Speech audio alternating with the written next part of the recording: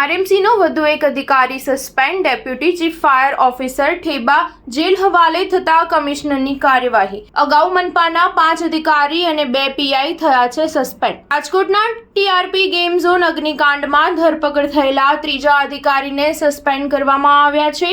અગાઉ 9 સામે પગલાં લેવાયા બાદ ગઈકાલે ડેપ્યુટી ચીફ ફાયર ઓફિસર બીજે ઠેબા સામે અપ્રમાણસર મિલકતનો ગુનો નોંધી ધરપકડ થયાના 48 કલાક પૂરા થતા કમિશનર દ્વારા પોલીસ રિપોર્ટના આધારે ગઈકાલે તેમને સસ્પેન્ડ કરવામાં આવ્યા છે. ઉલ્લેખનીય છે કે અત્યાર સુધીમાં કુલ 10 અધિકારીઓ સામે પગલાં લેવાયા છે, જેમાંથી 3 અધિકારી પોલીસ કસ્ટડીમાં જતા મનપા દ્વારા તેમની સામે કાર્યવાહી કરવામાં આવી છે, જ્યારે બાકીના 7 અધિકારી સામે સરકાર દ્વારા કાર્યવાહી હાથ ધરવામાં આવી છે. રાજકોટ મહાનગરપાલિકાના કમિશનર દ્વારા જે 3 અધિકારીને સસ્પેન્ડ કર્યા છે તેમાં તત્કાલીન ટીપીઓ મનસુખ સાગઠિયા અને એટીપી મુકેશ મકવાણા બાદ હવે deputy chief fire officer Bhikha Theba સામે સસ્પેન્શનના પગલાં લેવામાં આવ્યા છે.